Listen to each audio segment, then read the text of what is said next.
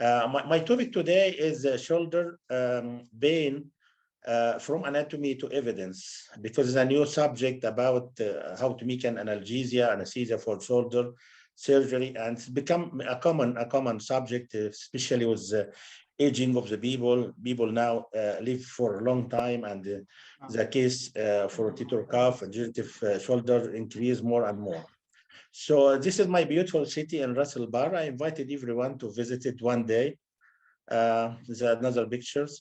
I don't have any conflict of interest or any support from any society or company or anything. So my agenda today, first thing I will speak shortly about introduction about shoulder surgery and causes. I will speak about history of regional anesthesia or anesthesia for shoulder surgery. And also I will just trigger the update anatomy, because the anatomy we study in university is not right 100%. Now we know that there is some variation in some structure up to 50%. So it's not fixed for everyone. So the fixed sign of anatomy we study in university is not fixed, and revised again, and we discover a lot about it. So I will speak also about some update about regional anesthesia modalities and new invention for shoulder surgery. I give you some methods about shoulder anesthesia and analgesia, what is the effect and side effect, how to use, how to treat if you get any problems. And I just will give you a simple hint about the evidence about regional anesthesia and the home message at the end. I know it is like a camel, and I must eat it. I don't know what time, but 40 minutes is not enough just to eat all this camel, but I will try as possible as I can. Sorry. As possible as I can to discuss it in this few minutes. So my learning objective after this presentation, you must have in your mind a plan to make an intraoperative and post-operative planning for shoulder surgery. And to make a safety perform of regional anesthesia for shoulder surgery, but you need some training, not just a lecture to make you like this, but this as I starting thinking about how to make anesthesia. To know complication of different methods, and to tailor the anesthesia upon the patient, because the procedure different from one-to-one, patient different from one-to-one, and even the procedure and even the anesthesia skills and even surgical skills. And to update your knowledge about anatomy, a new alternative block for intrascalene, because it's a gold standard for the case. Before going, I will just tell you about the shoulder surgery. Shoulder surgery is one of the most severe post-operative pain. And regional anesthesia can provide anesthesia and analgesia or both, or just maybe combined with regional anesthesia. And whatever regional or general is not important. The most important is there is a bigger problem for us here. It may be the pitch chair and compromised hemodynamic for the patient and cerebral function. So regional anesthesia may be an alternative for general anesthesia, and they can decreasing this effect. But for regional anesthesia, you must have a program. It is not just to bring a patient to put a needle in his shoulder and it works. It must have what's called patient education. This is the regional anesthesia not suitable for our patient. He must be educated, know everything, and to give him the expectation for regional anesthesia and the complication for it. And you must plan also, this is a part of multimodal, is a concept accepted everywhere. But before going, as every time we speak about the pain and what's the definition of the pain, I will not speak about it, because after 40 years, they bring another definition. He give unpleasant sensory or emotional experience associated with or resembling the associated with. They put this word. And I think this gives more confusion for the definition of pain. But I think pain definition is more easy to can see from this.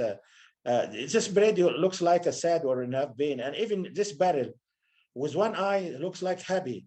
So the definition may be from internal. I hurt, I feel pain, I'm not happy about it. So mostly the pain in post-operative pain or just in intraoperative pain is a subjective sensation. You can't measure it like blood pressure, like temperature. And usually being underestimated because you don't see it, you don't feel it, so you underestimate it. And because you underestimate the pain, you undertreat the pain. And this is a very bad influence for the patient and for community, for resources, for everything. And the problem with pain, what we know and what we don't know about pain is like we know like a tip of iceberg. And sorry, this is not a tip of iceberg. This is just a plastic bag. So now, pain management is a human right. It's not a privilege. You can give it for someone and to prevent it for someone. And you can go for what's called in the court for claim that you don't treat me in the right way for this pain. And we know all the time with surgery and the trauma, we have a severe pain because the process of pain as a basic, as you know, inflammatory mediator triggers the nerve and gives us severe pain. Whatever you use in your anesthesia, whatever you use, right or left, whatever you use, you must thinking seriously about two things. Whatever you use in regional anesthesia, safety is paramount. And don't try anything in a stressful time and don't master it.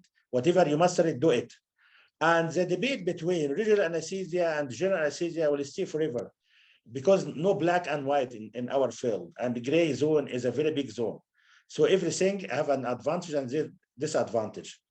So the most important to us to get a smooth recovery for our patient and to discharge to recovery and to his home in a good way, in a safe way. So what is the goal of analgesia for shoulder surgery or for menacing? To improve the post-operative outcome. Because, you know, as we say in life, no gain, no pain is not right for pain management. Because if you have pain, you will not gain anything. You will lose everything. And to decrease the post-operative pain and related complication, all the organs in the body can be affected by this complication. From the heart, lung, GIT, everything can be affected. So treating the patient pain just can treat all this organ.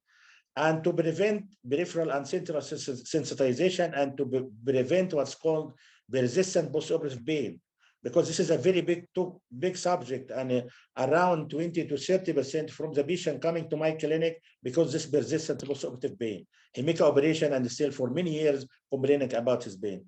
And also to decrease the drug-seeking behavior. Don't rely on narcotics all the time, and the patient become addict because he's starting his addiction and he don't know anything about that.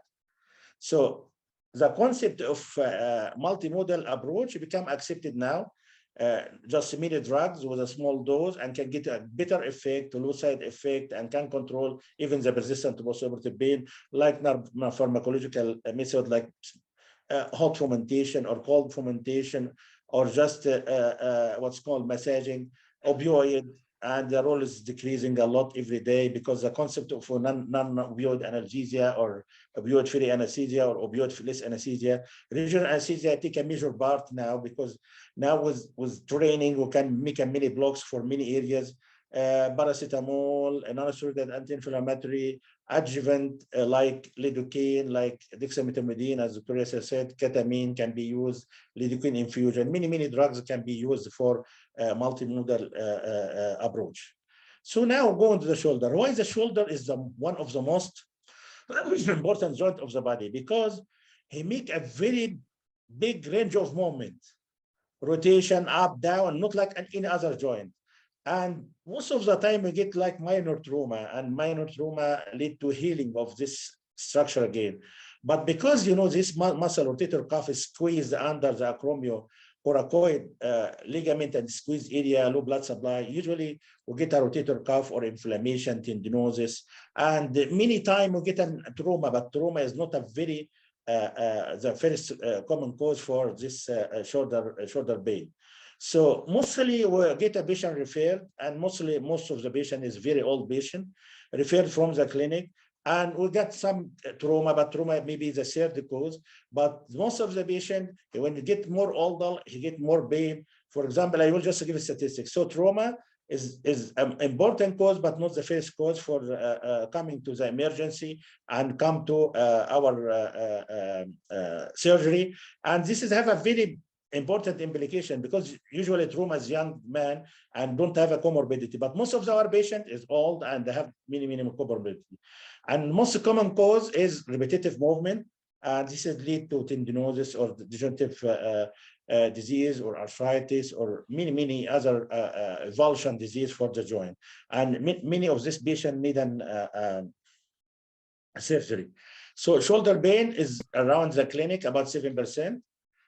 In older patient above 70 is 26, in above 80 is about 50% of the people complaining of this shoulder pain. About half of this patient may need a surgery, usually moderate to severe, not mild, and shoulder surgery is one of the most painful procedure you can see. So why is this very painful like this? Because most of the time the pain in post-operative become acute on top of chronic pain. Because most of the time this pain have a central sensitization, is chronic, and chronicity is different from acute pain. Acute pain is a sign or symptoms for disease, but chronic pain disease by itself and they have a memory. So to treat a chronic pain is more difficult to treat an acute pain. And second thing, if you have acute on top of chronic, is more difficult to treat it. So this people evidence that central sensitization is presented with patient with shoulder impairment syndrome and influencing the outcome after surgery. And that the conclusion of this study just saying central and the peripheral sensitization negatively affecting the outcome and increase the pain severity and the chronicity, because also most of our patient is a chronic disease, not just a trauma. All the time, don't forget that shoulder pain may come from other area and deferred pain, and sometimes the cause of this pain is very dangerous. And I got a patient in my clinic for the orthopedician that the patient have a shoulder pain, and when I examined him, I found the patient in getting cardiac acute coronary syndrome. I send them make a stent after 2 hours. So sometimes if you make a good history, you can save your patient. So you can get a gallbladder disease, even post-operatively. Internal hemorrhage and ectopic pregnancy can give you a shoulder pain, severe shoulder pain, referred heart pain in left shoulder, fibromyalgia rheumatica, and many other referrer. And you have a common referrer and less referrer. And we remember this was the common pain referrer came from the shoulder pain is with blast injury. And you remember this picture when he take his hand and make a like extension of the shoulder and get a fractured clavicle. And Mo Salah was crying, not just because he come out from the match, but because of the pain also. So blast injury can give a shoulder pain, fracture humerus, rupture muscle or tendons, radicular neck pain. Even radicular neck pain can just refer to the shoulder, thoracic outlet syndrome, diaphragmatic irritation from the gas from the laparoscopic surgery, and the river pathology. But soon, if you treat it in a good way, he's crying here, he become good soon. And also if you make a good analgesia for him. So there's many common diseases for surgery, but trauma come the third cause, inflammatory arthritis, osteoarthritis, post-traumatic arthritis, many rotator cuff is most common, osteonecrosis, infection is less common. But first, before just to speak for anesthesia, there is a many dangerous thing around this history of the anesthesia, which is general or regional. I don't care. Whatever you master, you can do it. But you can improve your skill to know the two. If you know regional anesthesia, you can learn to make a regional anesthesia and vice versa. But the most important for us here, many other things, and really big thing about the outcome. So I think sitting position is one of the worst things about this patient. And he can give a cerebral and spinal ischemia and thrombotic event and adverse neurological outcome. So we're thinking seriously about to make a regional anesthesia. If you can make a regional anesthesia, you can avoid some of this complication. Also, there's other complication if you have unprofessional surgeon or uncooperative surgeon. This is another problem. The third problem, if you don't have an cooperative patient for regional anesthesia and he don't learn how to get a regional anesthesia. And the third or fourth complication, we are working now in COVID, and COVID looks like will stay forever. So there is a more important problem than the analgesia or anesthesia. So before history, I don't know how can we make this surgery, because I remember my dad tell me that my grandpa get an amputation above knee and without anesthesia in 40s. And I don't imagine how can make this anesthesia. And the surgeon make it in 10 minutes. And my grandpa died after 6 years from this operation. But I don't know how can you feel and how can you do an operation like this. But the history started in 1984 it may be before that, but this is what's recorded about the first anesthesia. But what about the regional anesthesia for shoulder surgery? What about the history? The history started by innovation or creation of cocaine. first time from some plant from the India and the Far East. And it was used for everything, toothpaste, even with cough medication, even with wine. And I was thinking that is a very innocent drug, but it's not an innocent drug. In 1902, George Carroll described an open brachial plexus. I don't know how can he open. He opened and he put the medication inside, but how can he open without anesthesia? I don't know. In 1925, first percutaneous successful block by Etna. And this was the first one just to open the gate for Winnie after that in landmark interscalene technique in 1970. And he gave him the name unilateral spinal anesthesia of the upper limb. And it was, the ultrasound came after that, and nerve simulator and make an visual anesthesia more and more widespread. So the history started really with Winnie. It was landmark technique and high volume. If you remember, 30 to 40 mil, and I think now if I do that, it will killing, but it will do the brachial plexus intrascranial like this. But now we injected 10 mil, 15 mil, more than enough. And now after that, get a nerve stimulator and ultrasound, open the gate. And because the treatment is not one fit all, they will have many options. But before to go to the option for regional anesthesia, I just will go to the nature, to the anatomy, to be in harmony with the nature. What about the anatomy? The shoulder joint is not one joint, it is a four joint. I will not speak about all this stuff. I will speak about the nerve supply of it. And there is not fixed nerve supply, it's different from one to one. And because of that, you can look for this study. It is just a few years ago, the anatomical and clinical study of suprascapular and axillary nerve block in shoulder arthroscopy. And they found many variation, and they studied again just to give more analgesia and more anesthesia for this patient. Again, pericapsular nerve group block for post-operative shoulder pain. And there is still running a study to see the anatomy we study in university is right and or deficient, and this is fixed for everyone or not, because there is a lot of variation in our anatomy. So the joint is four joint, as I tell you, and this joint is attached to each other by ligament and some muscle controlling the movement, and some muscle stabilize like rotator cuff muscles, and some muscle gives the contour and they give even the nerve supply for this joint. But I will not speak a lot about it because there is minor muscle here. But the real anatomy, how to know? The sensory come from cervical plexus with supraclavicular nerve, and this supply anterior part of the joint from C2 to C4. This came from cervical plexus. C5, C6, what's called the upper trunk, give a brachial plexus and give most of the nerve supply for the joint. Give a suprascapular upper trunk, posterior cord also from this branches from axillary. Minor sensory innervation, because you know the Hilton law in 1936, any muscle or any nerve passing the joint supplies the joint, like dorsal subscapular, musculocutaneous, intercostal brachial and long thoracic nerve, medial brachial and lateral brachial, and even many nerve passing this area, cancer, even subclavius nerve. So this is to show, but we know that from the study that about 70 to 80% of the joint capsule supplied by suprascapular, and mostly 90% of the people don't have a skin innervation. And what's called lateral pectoral nerve can give a medial area for the joint, and the axillary nerve can give a contributing in a major part. Upper dorsal subscapular long thoracic can contribute for this innervation. And a very easy way, just remember two important nerves, suprascapular nerve and axillary nerve. And if you block this two nerve, you can block about 80 to 90%, and it's very good percentage for the joint. And this in this study, they try to found in dissected body how much every nerve supplies the area, and they found that the posterior superior quadrant or posterior quadrant supplied mainly by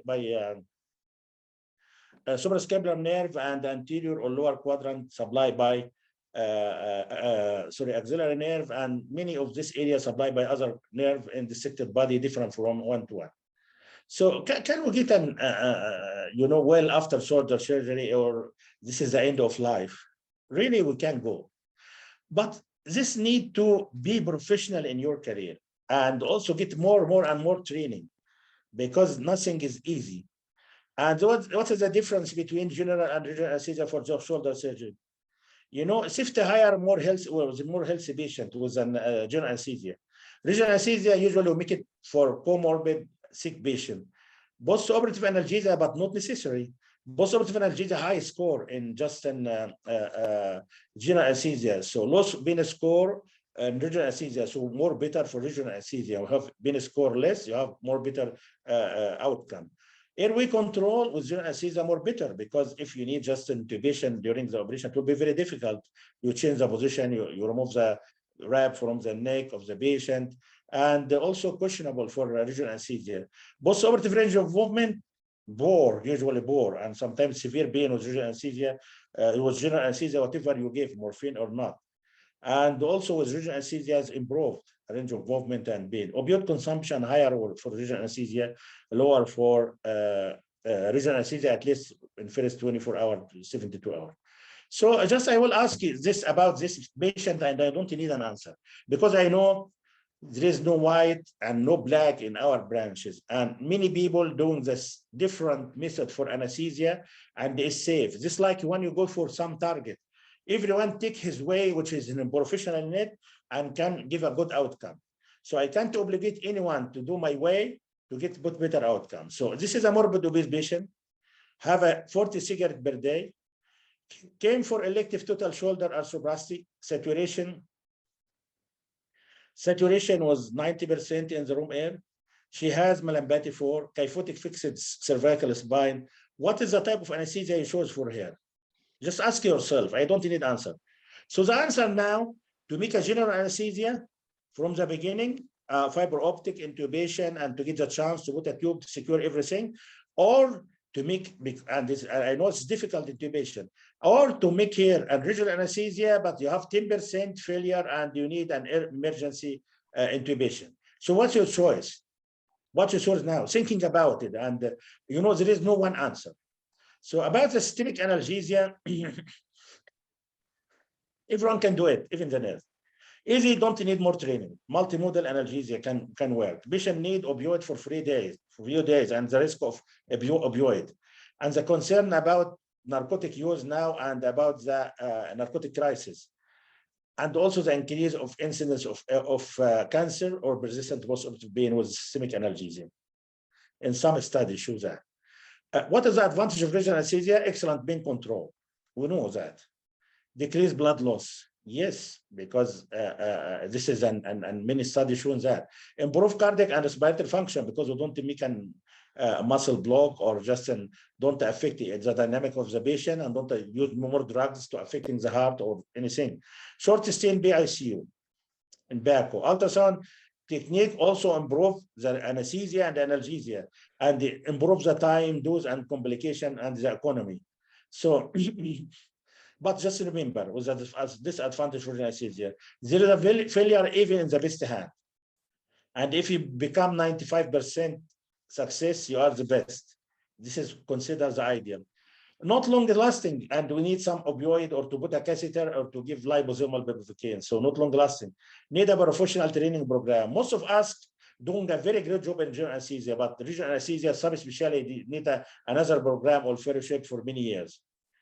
And you have a program here, and for 2 years and 1 year in America, just to go in America, and they become very professional, the fellows. Can't be used for every patient. Not every patient can do for it. Even some mentality of the patient don't accept it. And the patient must accept it. And to know the anticipation for what will happen in him. The need for equipment, sometimes expensive equipment like ultrasound, catheter, and other stuff. And also many questions about the regional anesthesia. What is the optimal dose? What is the optimal technique? What about everything? There's need and many research for that, and the research is running. So advantage of surgery under unconscious patient. If the patient is conscious, you control everything about your patient, hemodynamically stable, and cardiovascular complication, blood complication less, avoid hypotension, you reduce post-operative nausea and vomiting from the drug and medication, faster recovery, efficiently saving the time to an institute, and also the economy of an institute, increase engagement of the patient in their care, and this is very important. But also, I tell you, this need a formal training. But what about regional anesthesia for awake shoulder surgery? For sometimes I use for anesthesia or for analgesia, or anesthesia or give a sedation, or general anesthesia or regional anesthesia, but it is a very important part of our programs. So interscalene is a cornerstone for the block and the most studied block. Superior trunk block, 5-6 trunk, because the shoulder supply mainly come from the upper trunk. We don't need to block the lower trunk. Supraclavicular nerve block, now it's an emerging study about it and can work in a very good way and comparable to interscalene and less problem, because now all the time we're thinking to make another block away from the interscalene because they have a devastating complication when you just go away from the central nerve compartment. So supraclavicular nerve block, and also supraclavicular brachial plexus block. It worked in some patients. There is many study, a case study and case report and case series. And axillary nerve, it worked also with suprascapular for shoulder dislocation and other stuff, and decrease analgesic requirement, and it help even post shoulder surgery. Suprascapular nerve, and even costoclavicular nerve for infraclavicular block. It worked in a good way because very near to suprascapular, you know. Supraclavicular nerve block, and the same, you found all the plexus compacted lateral to the block. So block for awake surgery, analgesia, or supplementary for the regional anesthesia. We need some more nerves because there is a variation everywhere. Or the patient given syringe in his hand infiltrating in some areas. Long thoracic nerve, it is not a defect in you as anesthesia because different anatomy was different person. Long thoracic nerve, we may block it. Lateral pectoral nerve is very important. Musculocutaneous can give for the shoulder. Intercostal brachial, medial brachial. We can use erectospinal and paravertebral blocks. This is emerging study started from 2018 about that. And local infiltration, and also subacromial subdiluted, bursa injection, and the catheter. So can I ask you a question? What is the most important preventive measure for post-operative pain? What is the most effective method for post-operative pain? So really, the answer will be not to do operation. This is a silly answer because the patient still have a pain. So this is how to make the interscalene. But I will not speak about the technique and the stuff like that. I speak about the tricks when you make the technique. It can be done anterior technique, lateral technique, or posterior technique. Posterior technique more important because I can fix my catheter away from the surgical field. But I will just give you a tricks about interscalene. Take care. When you go for lateral technique, as you see this picture, you see this arrow, sorry. You see this arrow, you see my laser. This is the dorsal subscapular nerve.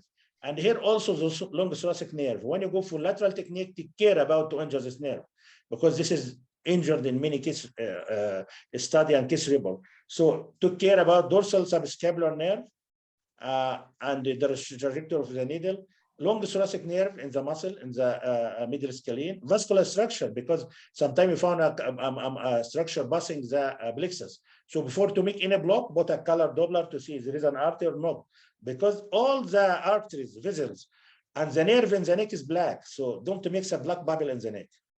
And typical pivot 6 nerve root, and don't go in between the nerve root, just beside the nerve and inject. And the phrenic nerve, take care about the phrenic nerve all the time, because you know all the other techniques just to try to avoid the phrenic nerve paralysis, temporary or permanent. And this paper came from Korea. That risk of encountering dorsal scapular long thoracic nerve during ultrasound interscalene brachial plexus block, and take care about that. There is other block, as I told you, long thoracic or what's called Schritt's anterior blend block, like Muhammad Salah here. You can mix the long thoracic nerve infiltration in the area. It can inject here or blow the muscle. It can work for analgesia in some cases of shoulder and can help. And there is many studies showing that if you increase this one over the interscalene, you give more analgesia. And this is how to make the interscalene to inject here. What's about the complication? I get inverted. You know, this andrological complication, you know, usually you put it in the end, but take care about that, because if you are not professional, you can make a catastrophe. Cardiovascular complication, respiratory phrenic nerve paralysis, Horner syndrome, and if the patient don't tell him about it, it will be a great problem to you. Superior laryngeal nerve block and hoarseness of voice and aspiration, local anesthesia, systemic toxicity, intravascular injection, nerve injury, and vital structure injury like trachea. How to decrease that? By ultrasound, nerve stimulator, Meanwhile, needle passes, don't make it like a fenestration. Awake patient to tell you if anything happened. Needle to nerve distance, you must make a distance to the nerve. Because even with nerve stimulator before, we put a nerve and a needle away 0.5 centimeter from the nerve, and it was working very good. Injection pressure monitoring, and this is of questionable value. So the aim of argument about this block and other block is just not a victory. It should be usual progress to give more and more. And I just will give you some, I still have 20 minutes. So I give you some evidence about some blogs and some new stuff for research. So according to our study, marriage is the main reason behind divorce, and this is high evidence. But just remember, absence of evidence is not evidence for absence, because the evidence may be lacking because of less study. We need more study. So intrascalene block for analgesia and orthopedic treatment for shoulder trauma, single dose liposomal bupivacaine, and this is to avoid a catheter, and this is give a very good result, and they don't found a major devastating complication. Another, perineural dexamethasone, as I told you, in block, we need just to continue by catheter, liposomal bupivacaine, or to give narcotic. But they found if you give dexamethasone with bupivacaine in single dose, you may not need a higher dose of narcotics, and you know that you don't have a very what's called severe pain starting immediately as breakthrough pain. Again, I tell you extra plexus or versus intraplexus ultrasound guided intrascalene brachial plexus block. I told you don't go between the plexus itself, just lateral to the plexus, and inject it will soak all the area. You don't need to go in between the plexus to make a complete block, because this is a very bad practice and a complication happened, and you have more and more complications. This study shows that. Again, between intrascalene and suprascapular nerve block is as in meta-analysis is as visible alternative to intrascalene shoulder surgery, and no difference in between the two, except it may be in recovery for the first hour. You give more analgesia for intrascalene, but after that, most of the meta-analysis show no difference. Suprascapular block in obese population, analysis of 2020 block, and this is a new study, and showing that supraclavicular nerve block is working like in obese patient, working in 20 ml of local anesthesia in obese patient like intrascalene. Suprascapular and intrascalene block, they found no difference in analgesia. Me only the starting, as I told you, for first 2 hours or 1 hour in recovery, and the complications more and more with intrascalene. Comparison of ultrasound guided suprascapular intrascalene plexus block, all the studies showing that no difference. And why is this doing this study? To go away from intrascalene, because long time of study and research giving you more and more complication, like from this, from nerve injury, from all this stuff, you know. So now I just put you on confusion more than clearance, and no problem, because this is my picture when I attend this lecture first time, and there is no confusion because I told you there is no white and black. And why just thinking seriously about to get another block? Because in many cases, 100% incidence of hemodiaphragmatic paralysis associated with intrascalene brachial plexus block, even with ultrasound. When you injected more than 15 ml, and the higher volume you inject, you get the what's called phrenic nerve paralysis. You can tell me that the vital capacity decreasing 25%, and you don't have a major events. This is not in every patient, and in some patients they found that diaphragmatic paralysis become permanent, and they have a very impact on the patient, especially if the nerve is predominant. So thinking seriously about to make another block away from this paralysis, because there is many case report, and many case report even need a ventilation. So permanent diaphragmatic paralysis after shoulder rotator cuff surgery is not only by anesthesia, it may be patient related from the beginning, surgical related, anesthesia related, but all the time they blame, if you found anything, just wait, and they blame anesthesia. This is a problem. Especially in our countries, we don't have what's called good or justice investigation. So most of the studies showing that we're thinking seriously about a new block because phrenic nerve have diaphragmatic problems, and also can testing that after block, you can find that vital capacity decrease, and also make diaphragmatic movement silent. But thinking seriously about another nerve, we make a suprascapular nerve block. And we have many techniques, anterior approach and posterior approach. And they found the anterior approach is more effective. And most of the time, if you make a supraclav, this is the most lateral branch and just under the inferior below of homohyoid. And usually need an 3 to 5 mil, and it's very superficial as you see. But also you can make it posterior here, but some of the branches supplying the other area can be missed, but it can give a very good analgesia. This is a fossa for the scapula, and this is transverse ligament, and here you found the nerve and sometimes the artery outside or inside. But just remember, there is many variation, as I told you, many variation in the presence of the nerve, and the nerve is sometimes going through the bone. And if you lose the nerve, you can go for spinal glenoid notch. You can posteriorly 1 centimeter after the spine of the scapula, but here you miss the AC joint innervation. And this is what's called anterior approach. I can see this is the most lateral part of the one, and you see that here the inferior below homohyoid is more black. It's anterior approach and posterior approach and suprascapular here. Yeah, but really in real life, you don't see this arrow or name, but you must know that is the most lateral one is the one. And here, randomized control study to show that no difference between intrascalene and because it's gold standard and what's called in analgesia. This is a suprascapular nerve. Again, if you need more analgesia, you just go for the axillary nerve, and can be blocked ultrasound by longitudinal technique or transversal technique. And the landmark here, circumflex artery, you see the artery, around the artery, you found the nerve plexus, or just the nerve, you injected 5 to 10 mil, you can make a block for it. Here the axillary and circumflex, and here also the transverse technique, you can make an oblique technique. The landmark here, or the orienting structure, the artery. Cervical plexus block, as I told you, this is you can block it as C4. How do you know the C4? Most dilated part of the artery when you give to internal and external carotid. And you can see the pretracheal fascia and the wedge shape for, the wedge shape here for the sternocleidomastoid, and injected down. Before it was an C6, but now they found that if you make it an C4 is more better. And usually the biggest nerve here is greater auricular. You can see into vision, just a subcutaneous and down to the muscle. I just will not go for the technique, but mostly you need just to shoulder as a shoulder sparing technique. Another block to go for the upper trunk, because this is what we need, C4, 5, and C6. And this is what we did usually in foraminal stenosis or spinal canal stenosis and cervical nerve root. And it's called selective nerve root block, injected around the nerve root. And instead to injected the few mil, 2 mil, 3 mil, and corticosteroid, we injected about 10 to 15 mil about the upper trunk.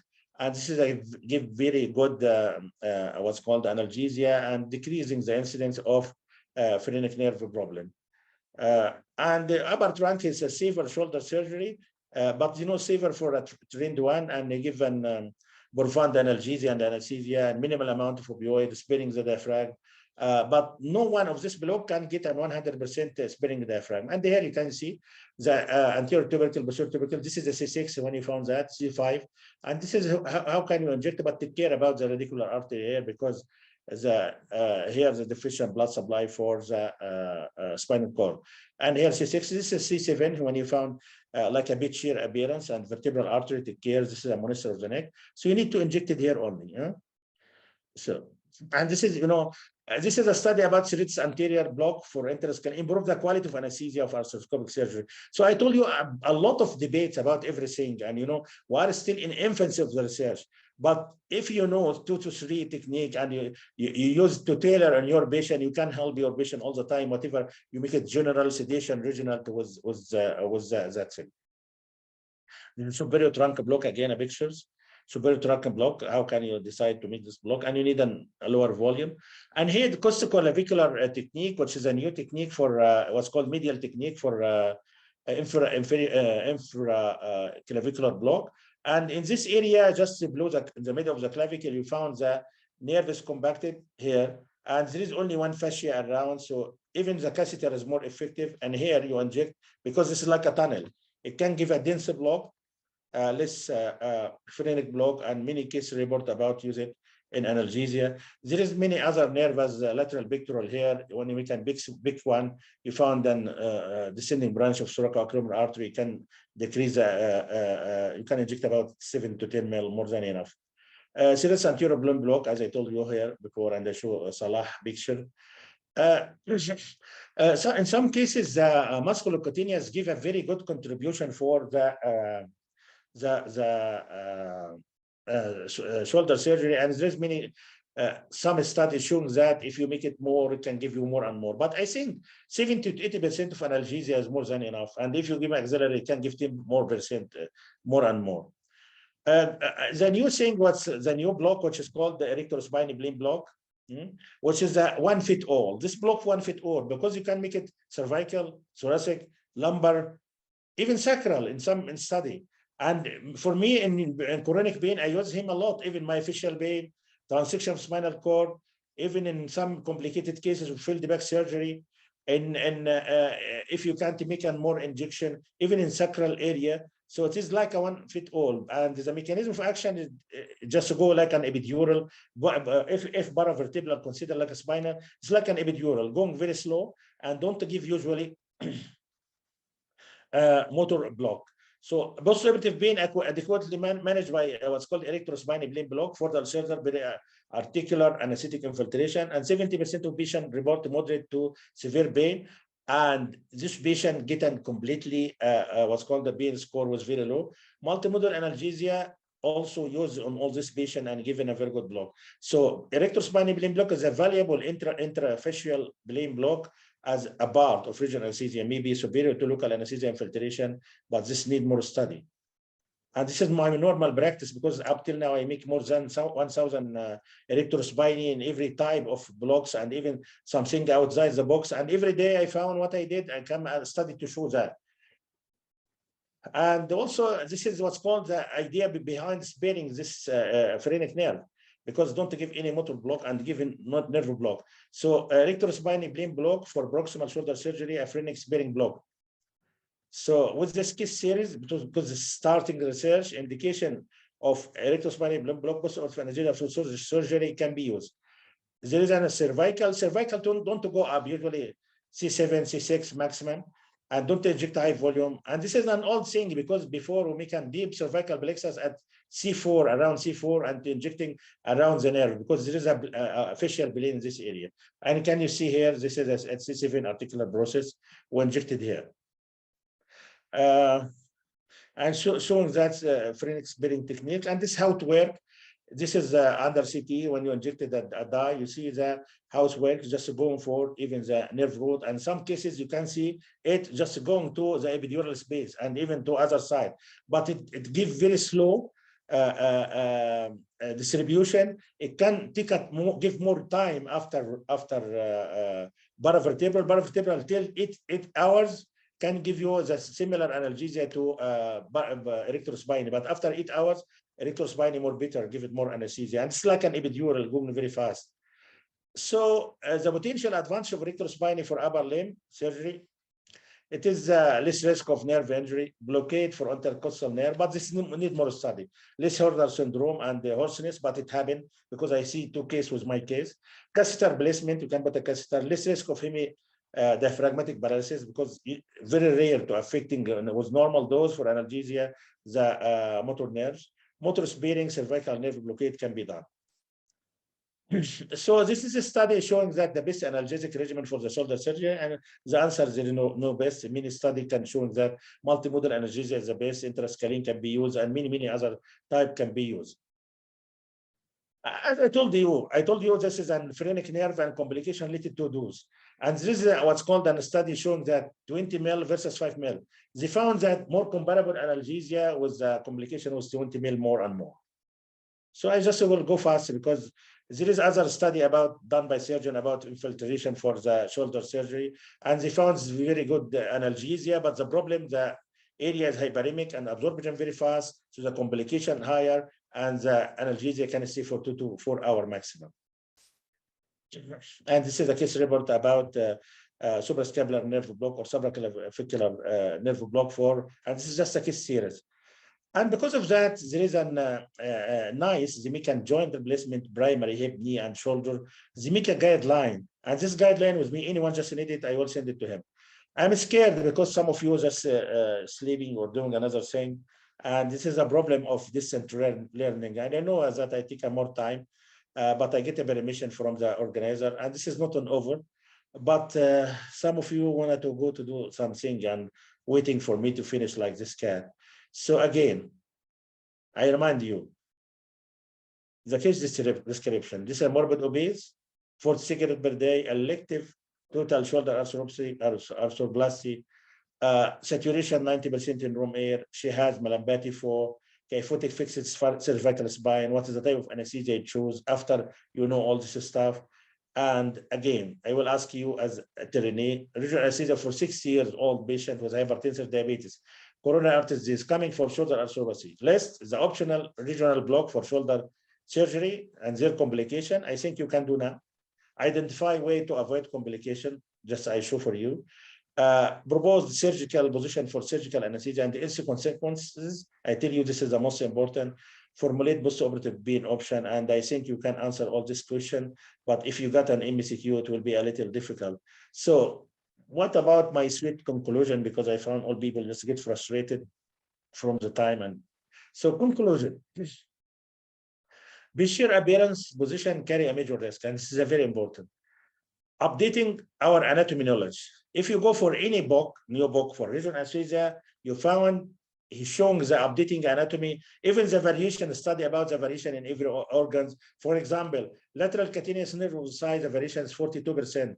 The supraclavicular brachial plexus, the variation is 28%. So 1/3 of the case, you don't find the normal anatomy, you know.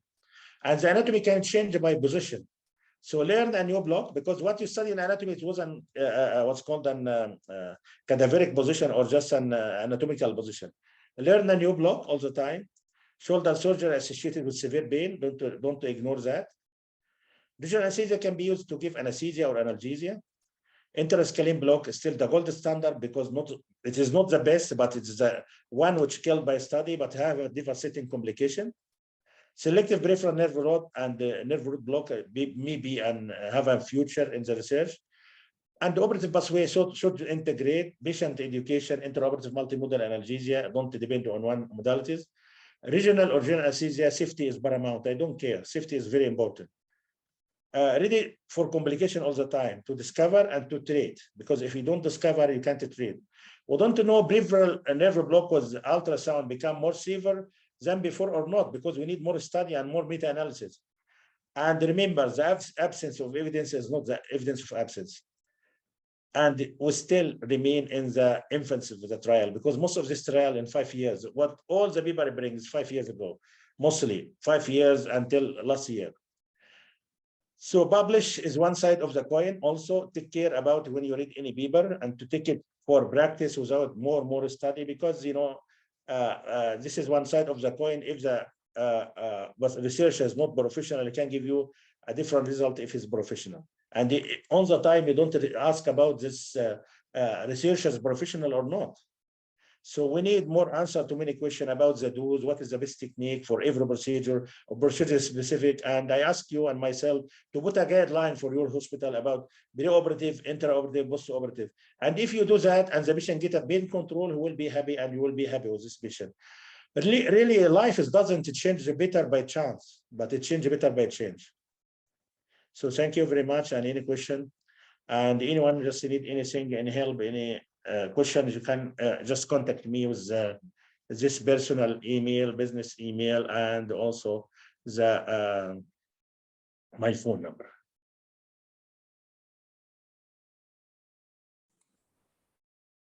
دكتورة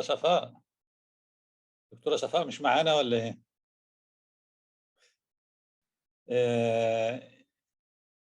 I didn't see any question from any person yet. Exactly. This is the problem of distant learning.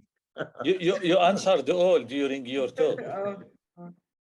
But please, Dr. Yasser, بس. Yes. I just summarize. Yeah. Yes, sir. What is your technique? What is your experience here? You mentioned a lot of block. Yes, yes. Really, because we have a regional anesthesia training program, we do all these blocks. And we selected according to the patient, and according also sometimes we pushed by education. So if you have 2 or 3 blocks, can give the same result, and the trainee want one of the blocks because he make another blocks, I can do it.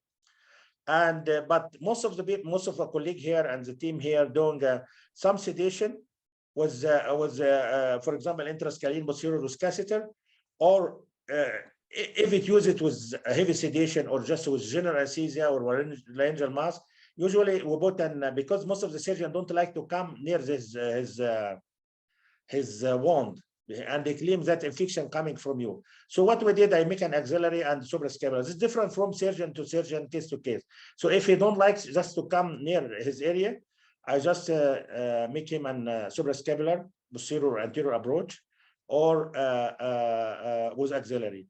And unfortunately, we try to bring a liposomal bupivacaine because you know that sometimes we put a catheter. We have many cases. Just we have the head of ambulance here who was collecting a patient from car accident, and a car coming to hit his shoulder and have a problem. And most of the time he make a surgery, many surgery, and put him a catheter to go home with this infusion. So we can use a catheter in many patients. Some patients we can make an peripheral nerve block if the surgeon don't come to his area. We can put an intrascalene posterior, and in obese patient sometimes we make an suprascapular, supraclavicular nerve block, and just give an 25. It worked most of the time. Because as I told you, sometimes you have a variation. Some patient worked with it in a good way, and some patient needs just some infiltration of the surgeon.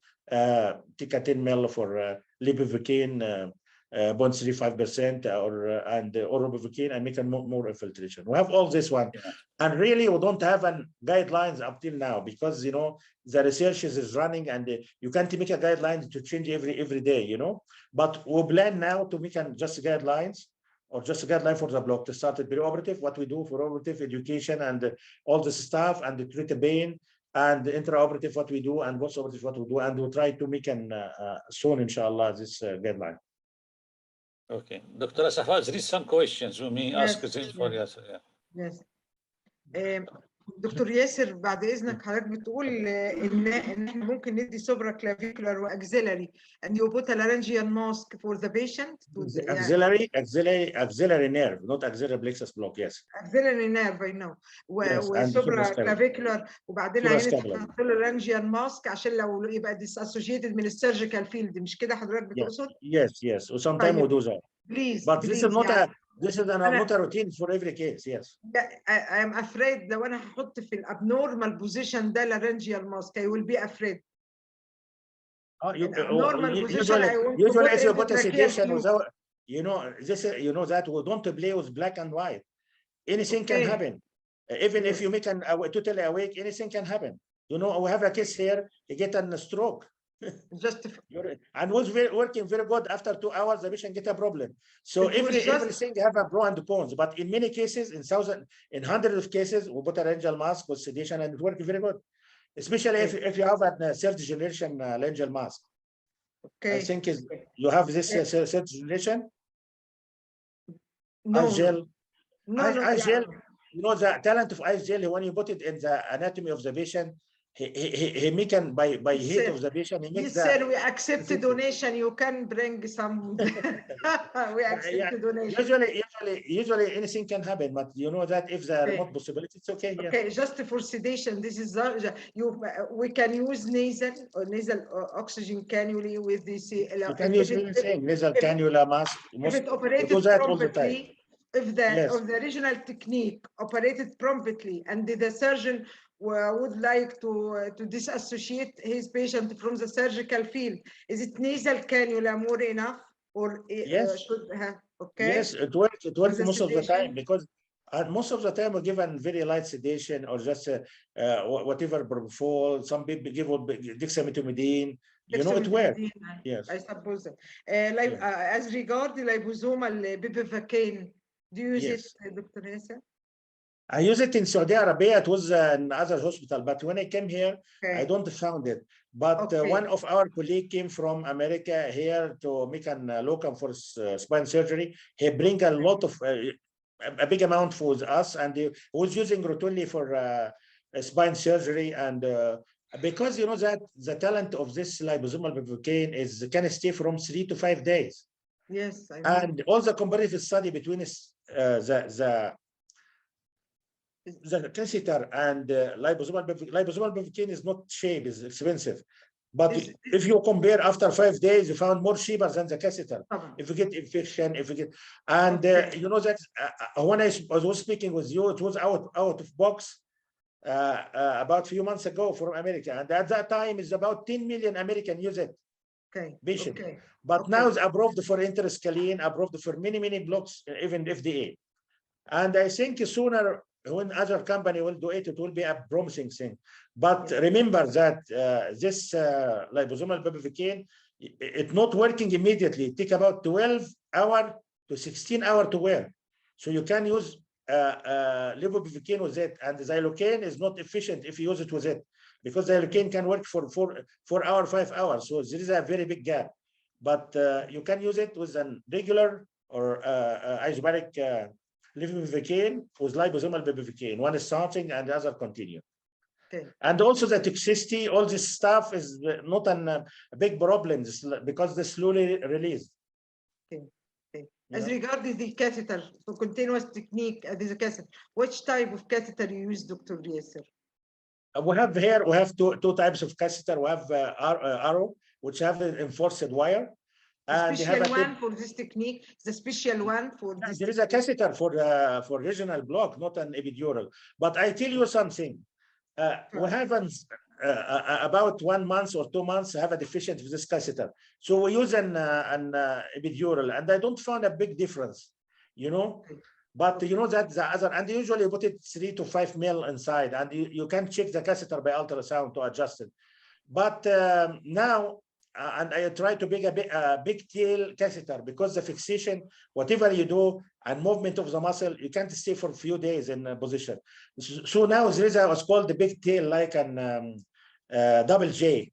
And you put the catheter and make like a big tail. The fixation is 90, all the study shows 90% can stay after 3 days in a position. So we'll try to bring this catheter soon. Dr. Yasser, my last question, do you have some problem with the patient on anticoagulant with these regional techniques? Yes, sure. Usually we don't have, as I told you, black and white. But if you ask me, for example, you have a patient, as INR was 0.8, and we do that, 1.8. And if you do anything away from spinal, for example, you will kill the patient, you know? So I make it or not? What do you think? I make it. I do it. And most of us can do it. Don't restrict it to one INR1. And you and me and everyone make it and 1.4 and 1.5 if the patient is okay. But you don't go for a difficult patient and obese patient, and it will be difficult. For example, regional anesthesia. I make a case 2 days ago, the INR 2.2, and the cardiologist refused to do anything for him. He tell me if I decrease it, I will kill him. So I make it. I make a look below knee amputation, renal failure, and so I make it because I have this is a compressible area, but I can't make, for example, lumbar plexus block for him, because I can kill him. But for a compressible area, I can do it.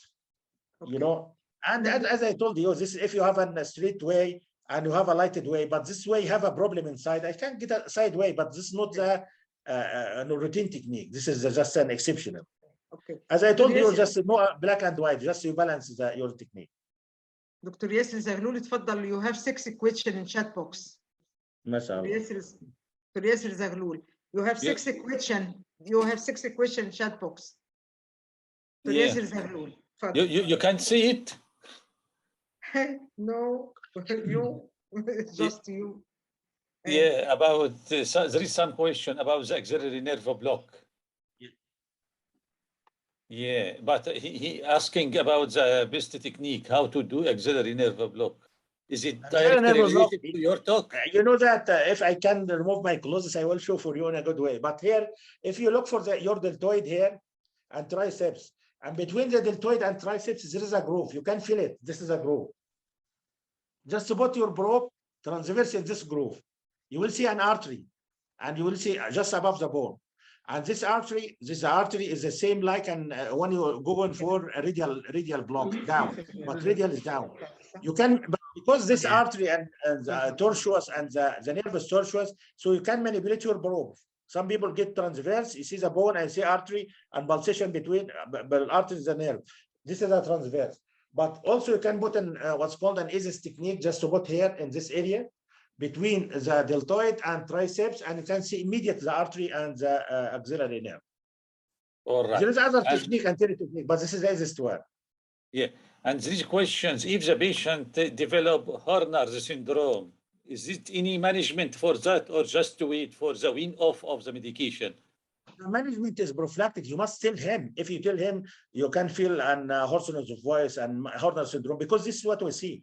If you don't tell him, you have a great problem. The patient not stop speaking and think that's a great problem, and his family until he resolve. But if a Horner syndrome, don't do anything. Just if he knows that, and we tell him that after 3 to 4 hours or 5 hours, it will be resolved completely. And the explanation of that, it can some fluid trickling for the this ganglia, and if you discuss with him, no problem. But if you don't tell him, you have a great problem. All right. And the questions, I think, from Muhammad Abdul Shafi, we have experience with interscreen without GA or only with sedation. Can suprascapular cover the anesthesia level required without GA? Is it enough, the block, suprascapular block? You know that I tell you what is in the research. I don't tell it that like fixed the science, but in the research there is a many case series about that, and we have 2 cases. We did 2 cases. We inject about 28 ml of regional anesthesia, and it worked for supraclav in obese patient. But the surgeon was it was even without sedation. We have a syringe was bupivacaine 0.25 20 ml. And use it when just a patient start to feel. It can work. Yeah. But this is need a more study, because you know it will not just an effective like it may be effective, I don't know, but it need more study, because all what you see is a case series and experience for someone. We need a randomized control study. We need meta-analysis about many cases, you know. Yeah. When you are using interscreen block, yes, sir, you are using catheter or just one injection, bolus injection? This is a very good question, but this is according to the situation. For example, arthroscopy, it's not so painful for many days. I can just use an interscalene with adjuvant like an dexamethasone or just a dexamethasone. And especially there is a study showing that if you give a dexamethasone, it can continue, give it more time, and also don't give a severe pain after finishing, you know. But if the patient is extensive surgery, and the patient will stay in hospital, because there is a decay surgery, so inject 1 injection and the patient left. But if there is a total arthroplasty or extensive surgery, I usually put a catheter for 3 days, 4 days. All right, yeah, because B. Muhammad, he mentioned that there is a case report of intrathecal migration of the intrathecal catheter, interscreen catheter. Interscreen catheter, intrathecal migration causing fetal response. This is a case. This is a case report. Yes, and there is also with a needle only. With a needle make a spinal cord injury. Some people just during the last time going for a needle, but a needle only without a catheter in the framing, and going to the other side make a nerve injury. It can happen. But if you trained enough with ultrasound, it's very difficult to happen. But most of this complication happen without ultrasound, and the very little case report happen with ultrasound. You know. Yeah. And when you combine the nerve stimulator with the ultrasound, or only ultrasound without nerve stimulator, yes, sir? You know, I started ultrasound 2006, sorry. When the machine was very bad, like an old TV, when you just adjust the antenna, give and like this. And we stay about 6 years also, 6 years using a nerve stimulator with ultrasound. 6 years, I never use the ultrasound alone. But with advanced technology now, and especially with Sonosite, GE, a very good machine, we have a very good machine. For about now, from 2013 or 2014, I never used nerve stimulator. But most of our colleagues, if you have a very deep structure like sciatic, very deep, and I'm not sure about it, sometimes he can use this neural. So this is not an accepted routine for everywhere. But some people just still not sure about the nerve, just using, especially in deep structure, he can't see, he don't have a good machine, don't have an experience. But for our team now, you know, even for my fellow, I don't see the nerve stimulator for a few years now. So basically, you are using ultrasound, ultrasound, right? And in some maybe few cases, you may need to add the nerve stimulator. But I don't use it, and all training program for a few years, 6 years, 7 years. All right, yeah. Yeah, there is some no questions more, but just I want to ask about the usual protocol for post-operative analgesia in your cases. As I told you, we don't have a fixed protocol now, and I'm thinking seriously to work and with my team about the protocol. But we don't have a protocol. Why? Because we have a very big, bizarre surgery, from a very mild surgery to extensive surgery, and we need to make a protocol to be flexible for all of this stuff. And also we have a very difficult surgeon dealing with a difficult surgeon. I remember a few days ago, the surgeon refused to give him a block, and we give the patient 30 milligram morphine, give him everything, and the patient is still screaming. So he left home. I call him from home. I tell him, please come to see your patient, because the patient can't stay like this 3 hours in recovery. And the patient is still screaming. He tell me, give him something. I give him everything, but you don't agree with my management.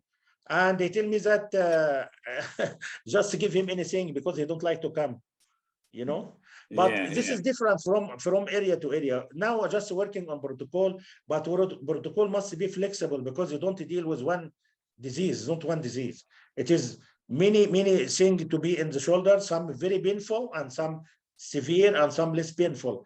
And you know, the manipulate according to the surgeon. You know, some surgeon accepted from the beginning, some surgeon not accepting. Is it day case surgery, or the patient should stay in the hospital overnight? Some cases day case, some cases like arthroscopy, especially with infection with staff, with other staff, arthroscopy even clearance for the, and some cases of diagnostic arthroscopy. This is going home immediately, just to give him one shot. But in some cases, they can stay in hospital for 5 days, and we'll put a catheter for that. Okay. There is 2 questions more. One from Mahmoud Abdul Qawi, and he is asking about about chronic pain. And analgesia implants.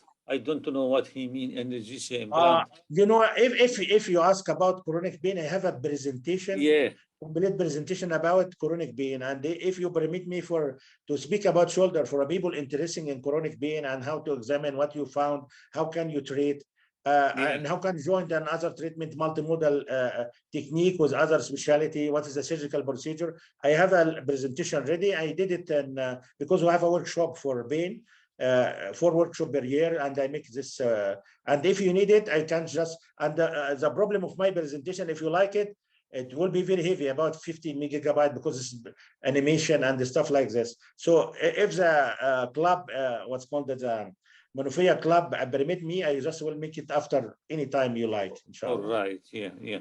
And also about the use of liposomal bupivacaine. You have any experience in it? Liposomal yes, few years ago, I have experience with it, and it was very good. Yeah, okay. And also he's asking about if you are using the ultrasound image, do you need to do some physical examination, palpation, and to track the nerve, or no? Or ultrasound is enough?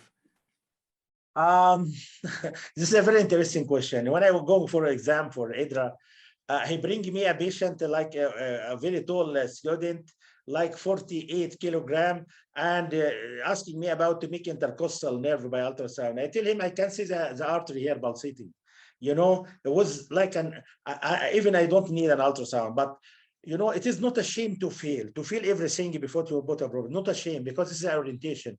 But this can guide you, can help you to see the orientation, to put in, for example, when you inject it, for example, AC joint, I put my finger first and put a probe. It is not shame to use that. And you must use all the data in the box to get more information to guide you for the better outcome. Yeah. And another question from Wasim iPhone about the some surgeons. The concern of some surgeons about the motor block with interscalene injection. How can we manage? This is not the concern of the surgeon only, the concern of the patient also. Some patient, if he feel a numb limb for a long time, he get irritated. He don't, and even sometimes tell me that I don't need this block, but he don't know what happened if I remove the local anesthesia and how he's screaming. And some people refusing, and after screaming ask again to do that. So this is what I'm telling you, Dr. Yasser. And because there is some complication for interscalene, most of the research is searching for another thing, not just an complication, also the motor block, because sometimes the surgeon want to examine his patient after that. So in some areas, we can decrease the concentration if we're obligated to use this block. But in some area, we can use what's called the retrospinal plane block, and we use it in chronic and acute pain, and it works very good, really very good in acute and chronic pain, even for shoulder pain. So because of that, we're thinking seriously to go away from this interscalene. We can use an auxiliary, we can use an suprascapular. It can give the same result without this motor block. All right. Thank you so much, Yasser. Just I want to ask you the last point to summarize your talk in 1 minute exactly, not more. For me? Yeah, take home message, yeah. Take home message. In 1 minute, 1 minute, yes. Not more. Whatever you master, general anesthesia, regional anesthesia, do what you master, and don't change your practice until you become trained. And every method have its own complication and its own advantage. Don't do it without what's called a thorough training. Whatever you do, you must search for the effect and the side effect of everything. And researching coming in the future to give you a better answer for all questions. Thank you. Yes, yeah, okay, yeah. Thank you so much. Thank you for Dr. Safa for her caring this very nice meeting. And we will meet you again after 2 weeks, inshallah. And hopefully we have more development, more new idea, and more young anesthesiologists sharing us, inshallah. Dr. Safa? I have one word away from this. I'm thanking you very much, so much, because I like you and I like to listen from you. And you are my friend. And I thank Dr. Safa, and thank for all junior staff or attendee or our colleague in presenting one. I'm just proud to be between you, and they are lucky because we don't have all this propaganda and media when was a resident and other, was searching for information from far away, waiting for 1 month to get it. And you must use this opportunity to get to be more and more better than us. Thank you. شكرا لحضرتك يا دكتور ياسر، شكرا جزيلا، شكرا لحضرتك. ان شاء الله نتقابل فيزيكالي ان شاء الله، وحضرتك توعدنا بورك شوبس، وان شاء الله المحاضره بتاعت الكورونيك بين نحضر لها قريب باذن الله، ونبقى ان كونتاكت مع حضرتك. I'm ready ان شاء الله.